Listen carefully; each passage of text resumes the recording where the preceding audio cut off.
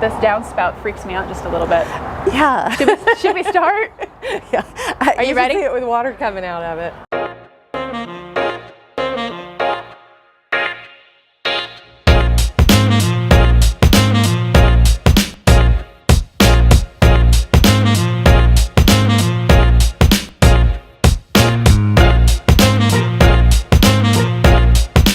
You look like you're made out of caramel and whipped cream. Say, I am. I'm sweet. Hang on. Hello, everybody. We're here in the old city. Oh, we are. We're here in the old city. This is Robin's neighborhood. We're here with Robin Easter of Robin Easter Designs. Hello. Welcome to another episode of Yonder Backyard Adventures. Did we get it that time?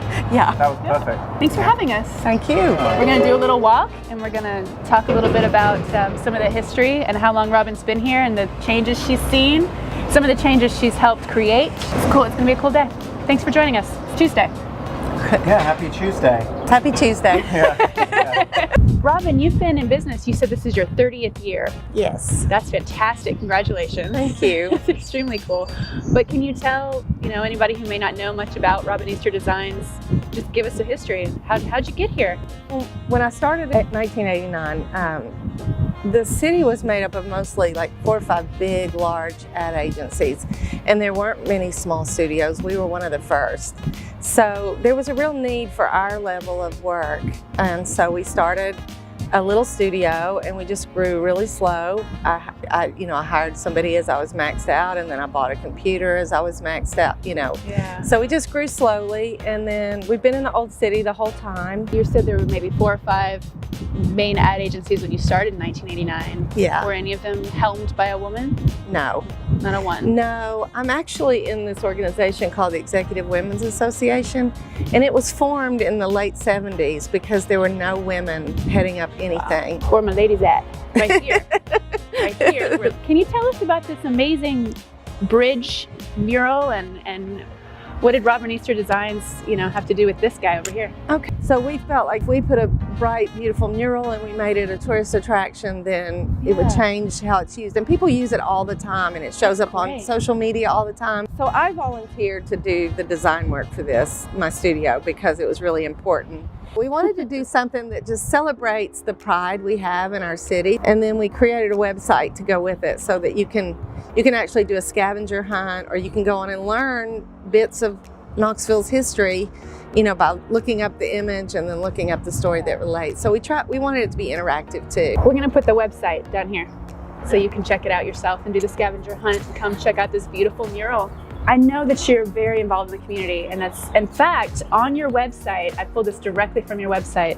We believe organizations that work to make a better community deserve the same exceptional attention to their brand and marketing as for-profit businesses.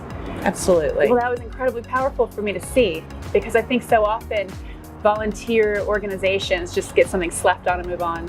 It's good enough. Let's make it in clip art. Well, they're doing great things. They need a lot of money to run their businesses, and a strong brand helps with all of that. Yeah. It also helps get their message out. It helps them look more solid and professional.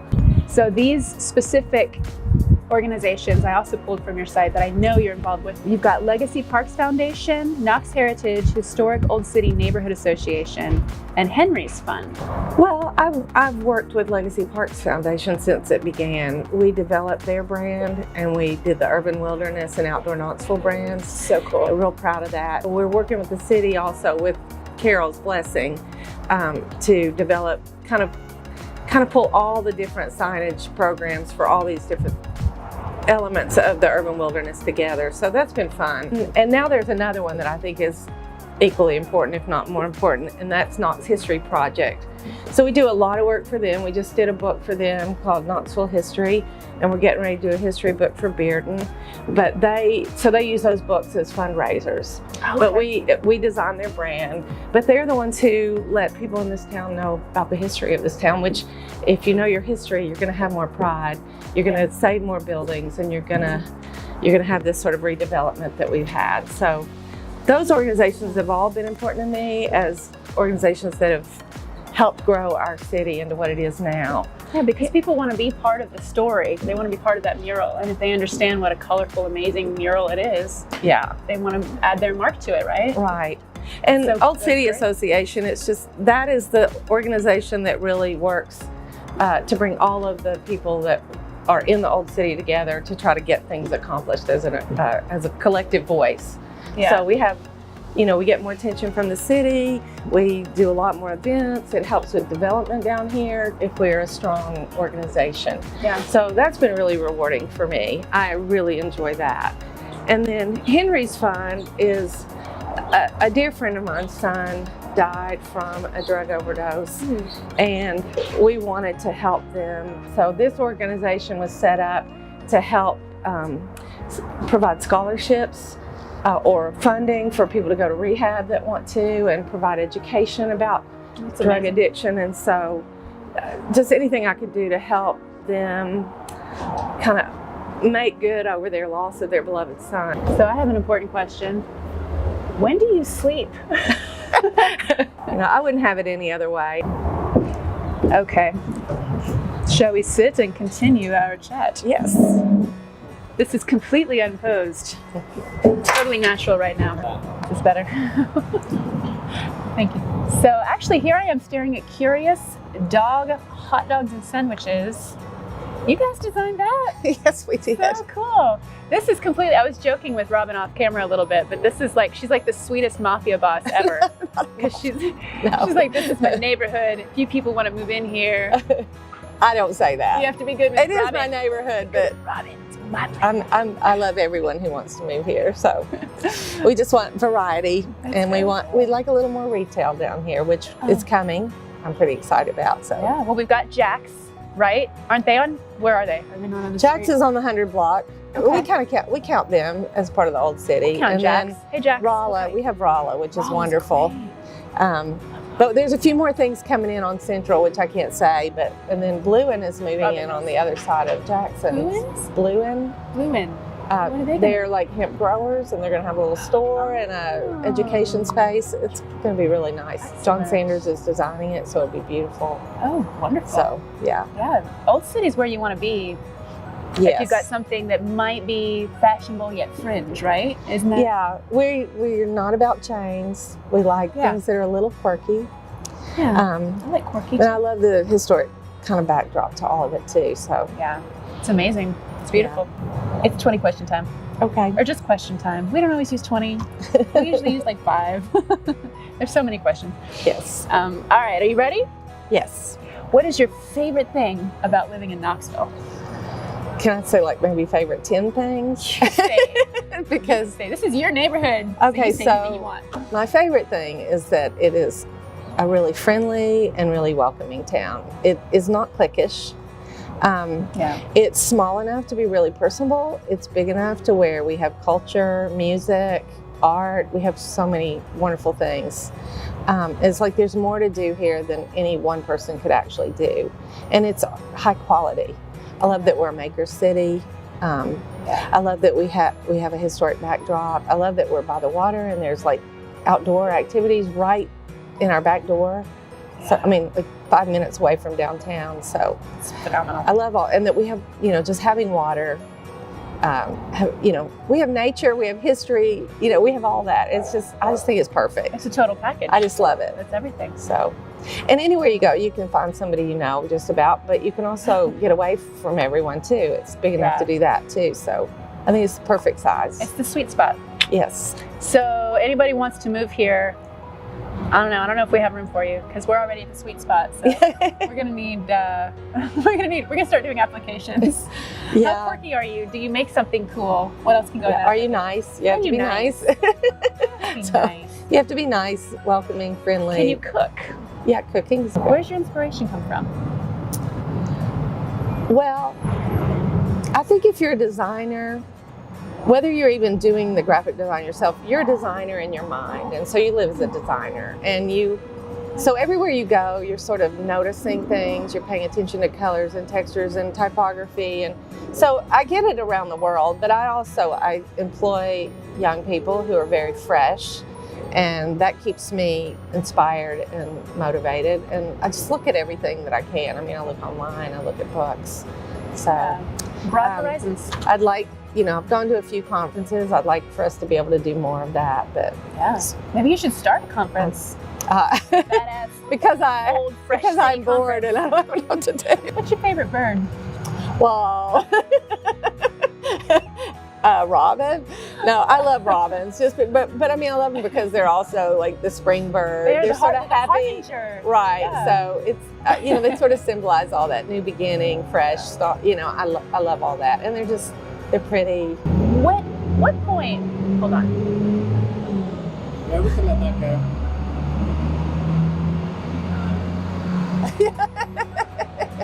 Yeah. That's part of being in the old city. Yeah. Did you approve this, Robin? It's part of the charm. You got to take the noise with all the good. So this is what happens when we're al fresco. Yeah. Al fresco is really trucks driving by. At what point did you look around? Because when you first started 30 years ago, this did not look like this. No. I mean, this is like the ultimate fixer-upper, right? Because it's not just a house; it's an entire geographical block of land that was not looking good. Yeah. At what point did you look around and you realized, yeah, this is really going to be beautiful. We're going to make this and really make it into something? Well, pretty early on, but I grew up in a small town. We didn't really have an urban area. And I hadn't really been to many big cities until I graduated college and I went to New York, and I was so energized by a downtown vibe, So I just fell in love with an old city when it was a time where there were, people were just taking gutted buildings and they were spray painting them and putting art up and calling it an art studio. So I love the sort of like the found secret point. But I also, for some reason, I just had this real curiosity about all of these old buildings. The other thing I did when I was in college, I did an internship with an architecture firm that teamed up with a designer that was down here. Oh. And we were working on a big project that was a grant proposal, like a facade grant proposal. So one of my jobs was to go around and take pictures of these buildings, and then we made this big sort of map with pictures and descriptions. Neat. So I think that... What's your ideal Saturday look like? Well, I like to get up and come downtown and have breakfast and then walk around the farmer's market. If the old city market was up, I'd love to come down here because it's more makers and arts. Yeah. And up there's more food. So I love to do that. And then we live on the lake, so then maybe go home and spend some time on the dock. Or we also have some property at the mountains, so we love to go up there and walk the dogs. We have enough property that they don't have to be on a leash, so walking the dogs without a leash in the woods, it's just really wonderful. Seems pretty peaceful. So yeah. What are you hoping to see in Knoxville in 2019? Well, I want to see more continued development the way we have. I'd love to see more development of each end of Jackson Avenue, where the warehouses were. There's talk of a President's Museum that I think would be a really cool thing to go in there. There's talk of a baseball stadium. I mean, none of those will happen in 2019, but I'd like to see things turning that way. What's the most important piece of advice that anyone ever gave you about owning your own business, about stepping off that ledge? You kind of have to persevere some. You have to be willing to ride the ups and downs, and not everything happens super fast. And you just have to, if you don't have confidence, you have to fake it. Fake it. So fake it till you make it. Fake it till you make it. The other thing I would say most of all is just be ethical. Operate ethically, be true and authentic and fair, treat people fairly. I mean, that stuff will come back to you too. So it's like anything, what you put out will come back to you. So yeah, what you put out comes back. Hopefully, that's the way it should work. Seems like that's the way it works for me, so. Oh. It should. I like it. Do you have anything else to say about what you wish that aspiring young designers knew? I may have answered that when I said, I think if you want a design career, you really have to just be a designer. You have to live as a designer. It's not a job. Yeah. It is really needs to be a way of life if you're going to be excellent. Yeah. And then approach everything with authenticity. Not to get into a trend of your own. You really have to design as you're designing for other people. And so you've got to make sure that what you're designing is true to what you're designing for, and that it's original. Is, you know, I know people say there's no new idea, but if you come from it from an authentic place of understanding who you're designing for, then you know, the work will be original and it'll be more excellent. So that's one of the big ones. Let's do rapid fire. You ready for this? Rapid. Spirit animal. Dog. Oh, yeah. Signature dish in the kitchen. Vegetarian. I'd make a good phyllo dough, broccoli feta, and also a mushroom phyllo dough pie. Those are things I'm proud of that I make. I make a lot of soups too, but yeah. Okay, rapid fire. Favorite outside activity? I'd say my most favorite is being out in the woods walking with my dogs, but I love hiking and biking as well. So yeah. Favorite movie or movie genre? I always said my favorite movie is Fried Green Tomatoes, which I don't know why. It's just a Southern movie. I just loved it. Yeah, but I like a movie with a good story. Last question. It's a good one to end on. If you were 100% certain that you would never fail, you couldn't possibly fail, no matter what would you try? Well, I would love to sing. I can't sing worth a lick, but I think that would be the most enjoyable thing to do. I would love to, but I can't sing a tune. I also think it'd be really fun to have a gallery or a little store, but a lot of that's about time as much as anything. Yeah. She wants to open a store, Tim. Yeah. Like it. That's my fake beard. All right. Yeah. We good? We rolling? We're Should we rolling. clap? Yeah, thank you for watching. Oh.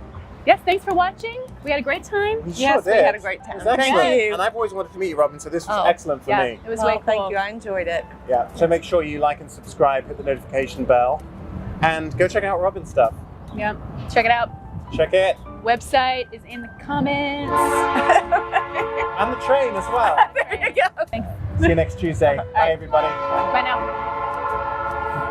All right. Pause for the beeping.